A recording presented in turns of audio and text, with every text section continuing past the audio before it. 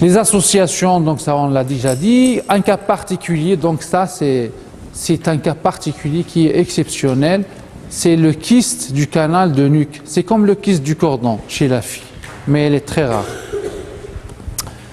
Maintenant, les formes compliquées. Ce qu'il faut retenir, que seuls, je le dis et je le redis, seuls les hernies inguinales et inguinuscrotales se compliquent. L'hydrocèle et le kyste du cordon ne se compliquent pas.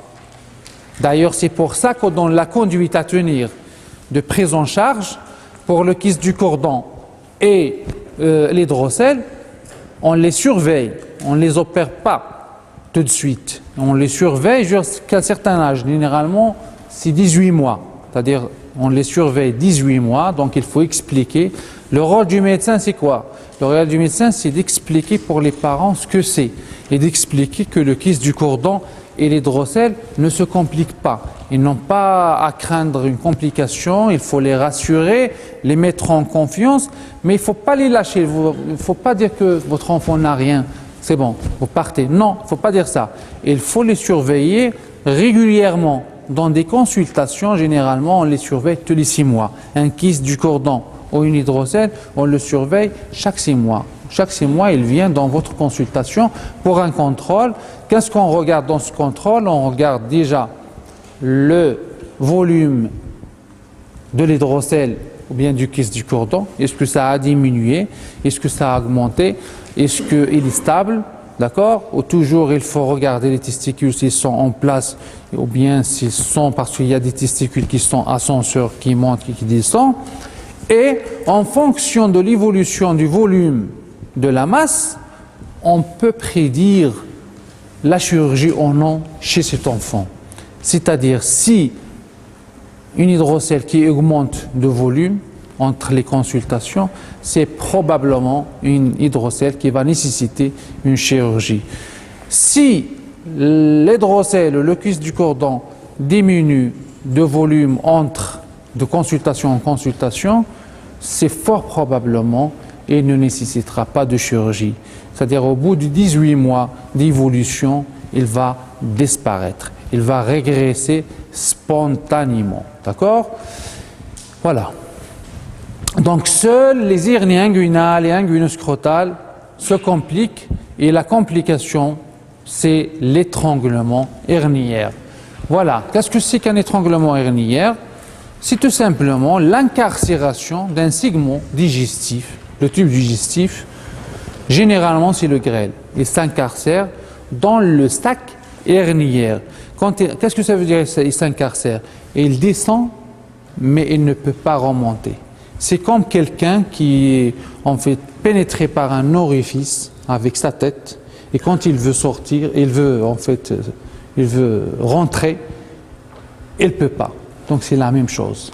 Le tube digestif descend à travers l'orifice inguinal profond dans le sac herniaire et à cause des phénomènes inflammatoires, il augmente de volume, il devient épaissé, hypertrophié, il devient inflammatoire et donc ça peut pas, en fait, il ne peut pas retourner dans la cavité péritonéale. Parce qu'en fait, une hernie inguinale, il peut contenir du tube digestif sans être étranglé. L'hernie inguinale, تقدر ما يكون فيها والو يقدر يكون فيها le grand épiplan يقدر يكون فيها le tube digestif sans qu'il soit étranglé. D'accord? Surtout dans les grosses hernies. Quand il y a une énorme hernie, c'est le tube digestif qui est à l'intérieur. Quand vous le touchez, c'est gargouillant parce qu'il y a du tube digestif à l'intérieur, mais sans qu'il soit étranglé. Mais des fois, ce tube digestif qui rentre, qui descend dans le sac, il est coincé. Il est coincé et ça réalise ce qu'on appelle l'étranglement herniaire. Et l'étranglement herniaire, ça commence par l'engouement herniaire. C'est-à-dire une hernie étranglée au début, c'est une hernie qui est engouée. Et généralement, quand c'est étranglé, c'est un peu tardif. C'est-à-dire qu'il s'est engoué et l'enfant a commencé à pleurer et on l'a laissé. D'accord? Parce que quand c'est engoué, on arrive à la réduire. Quand c'est étranglé et que c'est tardif, généralement c'est très difficile de réduire. On va revenir sur ça. De toute façon, c'est ça les définitions d'un étranglement herniaire. Et bien sûr, toutes les caractéristiques sémiologiques de l'hernie simple dont on a parlé tout à l'heure, elles sont perdues dans cette situation. C'est-à-dire que d'abord, à l'état simple, c'est indolore, là ça devient douloureux. Elle est réductible, là ça devient irréductible. Impulsive, là c'est pas, ça bouge pas. C'est-à-dire elle a tout, même si ça tousse, même si elle tousse, ça bouge pas, etc. C'est une extrême urgence. C'est l'urgence la plus fréquente de la pathologie. En fait, c'est la plus fréquente, oui, mais je vais vous dire que c'est la seule. Hein, c'est la seule urgence de la pathologie du canal péritoneo-vaginal. Et une hernie sur 4 s'étrangle. Et l'étranglement, ça concerne surtout les premiers mois. La plupart des hernies inguinales du garçon s'étranglent avant l'âge de 6 mois. Pourquoi j'insiste sur ce fait? Parce que beaucoup de médecins et même beaucoup de chirurgiens pédiatres, surtout les anciens chirurgiens, l'ancienne école de chirurgie pédiatrique, quand ils reçoivent un enfant qui a par exemple 1 mois avec une hernie inguinale, qu'est-ce qu'ils lui disent? Parce que dans un souci de peur, le chirurgien a peur d'opérer cet enfant-là, ou bien il lui dit que l'anesthésie est très dangereuse pour cet enfant-là, mais il ne lui dit pas ça. Qu'est-ce qu'il lui dit? Il lui dit, va le laisser, il grandira, et après on va voir. C'est-à-dire, peut-être il va lui dire, tu reviens dans 1 an, tu reviens dans 2 ans, non. C'est très dangereux. Dire comme ça aux parents, c'est très dangereux. C'est quand vous l'envoyez, vous lui dites, va vous étrangler. Va vous étrangler et il va venir un jour aux urgences en catastrophe. Parce que la moitié des hernies s'étranglent durant les 6 premiers mois. Donc il faut l'opérer rapidement. Au diagnostic, c'est-à-dire une fois que vous faites le diagnostic de l'hernie, il faut l'envoyer au chirurgien et insister sur les parents pour qu'ils règlent le problème de cet enfant. On va voir les risques d'un étranglement herniaire. C'est très sérieux, c'est dangereux, aussi bien pour la fonction testiculaire et aussi bien pour la vie de l'enfant. On risque de perdre un enfant à cause d'un étranglement herniaire. Et l'étranglement herniaire, ça arrive durant les premiers mois, la première année. La moitié, c'est durant les 6 premiers mois. Donc, il faut faire attention. Et il faut faire attention aux petites hernies.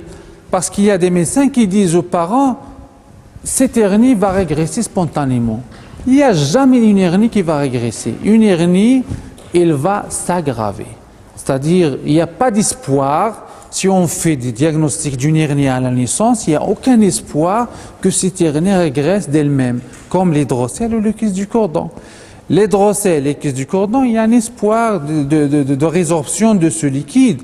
D'autant plus que ce sont des pathologies qui ne comportent aucune complication sérieuse. Ce n'est pas comme l'hernie. Donc l'hernie doit être opérée au diagnostic. D'ailleurs, en France et même au Maroc, même quand on fait le diagnostic d'une hernie chez un prématuré par exemple, à la naissance, on l'opère avant qu'elle soit sortie de l'hôpital. C'est-à-dire sa maman, elle a fait une césarienne et le nouveau-né, il est opéré tout de suite. Et parce que tout simplement cette hernie, il n'y a pas de sécurité lorsqu'il sortira de l'hôpital. Et nous, on voit beaucoup d'hernies qui sont étranglées aux urgences. Et souvent, les hernies s'étranglent le soir. Et donc, imaginez, les mamans vont venir à minuit pour une hernie étranglée, faute de prise en charge. Parce que si on lui avait expliqué le risque de l'étranglement herniaire, elle ne va pas partir chez elle sans avoir un rendez-vous d'intervention chirurgicale et il va venir pour être opéré. Le médecin, c'est lui qui a peur, ce n'est pas les mamans. C'est le médecin qui dit que voilà, s'il y a un petit, je ne vais pas le toucher, l'anesthésie, la chirurgie, etc. Non, il faut régler le problème. Donc, et les petites hernies s'étranglent plus que les grandes hernies. Tout simplement, pourquoi? Parce que les petites hernies, vous avez un petit orifice. Et quand l'intestin intègre cet orifice-là, il ne va pas pouvoir retourner dans la cavité abdominale. Donc les petites hernies s'étranglent plus que les grandes hernies et durant les premiers mois de vie. Je vous raconte une histoire dans un service de néonatologie à Rabat.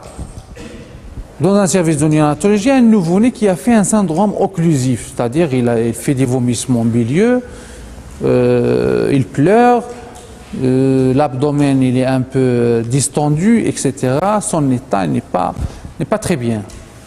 Alors chez un nouveau-né, toutes les étiologies d'une occlusion néonatale ont été vérifiées.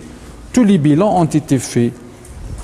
Mais à cause d'un oubli, d'une omission, d'une inattention aux orifices inguinaux, on a oublié que l'hernie étranglée peut être une petite hernie étranglée qui n'est pas visible à l'inspection et à une palpation superficielle n'est pas palpable. Il est palpable par des mains en fait qui sont habituées à palper un nouveau-né et qui prend en fait leur temps pour la palpation. C'est les petites hernies étranglées qui peuvent être responsables de syndrome occlusif. Finalement, ce nouveau-né-là, il n'avait rien de toutes ces étiologies des occlusions néonatales. Donc, ils ont évoqué les malrotations, les atrésies du grêle, la maladie d'Hirschsprung, etc., etc. Mais enfin, c'était une petite hernie étranglée. Et le traitement, en fait, le traitement initial consistait à quoi? À réduire cette hernie en urgence et après l'opérer. Une fois que l'hernie a été réduite, tout est rentré d'ordre, il n'y a plus de vomissements bilieux, l'enfant ne pleure pas, il n'a rien, son abdomen fait ses selles, il n'y a pas de problème. Donc voyons, c'est une petite hernie, c'est que l'étranglement hernier. Et bien sûr, le risque majeur, c'est l'occlusion intestinale. L'occlusion intestinale chez un bébé, vous savez ce que c'est la catastrophe. Il risque de passer à cause de cette occlusion intestinale parce qu'il engage le pronostic vital. Et aussi, si vous ne faites pas une action rapide de prise en charge, tout ça va se transformer en une péritonite généralisée par perforation d'organes, creux, etc., etc. Donc la phase de début, c'est comme ça. Donc les pleurs permanents, agitation, refus de tétée, les vomissements, donc douloureuses. Ça, c'est à la phase de début, d'accord? À la phase de début. Et puis, si on ne fait rien, il y a un tableau d'occlusion intestinale, donc l'arrêt des matières et des gaz, déshydratation, la fièvre, l'hypotonie, la région inguinale. Généralement, quand on a une hernie qui est en fait étranglée et qui est passée par plusieurs mains de plusieurs médecins, vous allez trouver des signes inflammatoires locaux parce que souvent on manipule ces hernies-là, on essaye de les réduire n'importe comment, etc. On va voir parce que même la réduction par le taxis a ses règles, donc il faut la faire dans les règles de l'art. Quand un étranglement herniaire est ancien, quand il y a un syndrome occlusif, il ne faut jamais réduire. C'est une indication au traitement chirurgical et pas à la réduction. Donc la réduction, c'est indiqué dans les hernies, dans les étranglements qui sont récents. C'est-à-dire qu'ils viennent de commencer l'étranglement, il n'y a pas de syndrome occlusif, l'état général il est bien. Donc si on veut résumer les contre-indications d'un étranglement herniaire, les contre-indications de la réduction par taxis d'un étranglement herniaire, il y en a 3.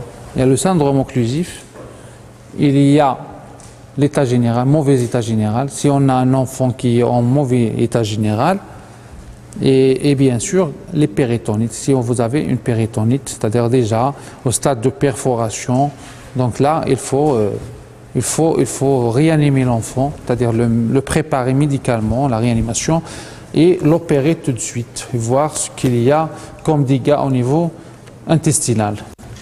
Alors chez la fille, quand c'est digestif, c'est la même chose, et quand il s'agit d'une petite fille, c'est l'ovaire, donc il faut faire attention à l'ovaire. Donc généralement on a de la douleur et on a de l'œdème aussi. Donc et de toute façon, uriner de l'ovaire, qu'il soit étranglé ou pas étranglé, ça contre-indique la réduction. Ça c'est des formes particulières, je passe, pas très important.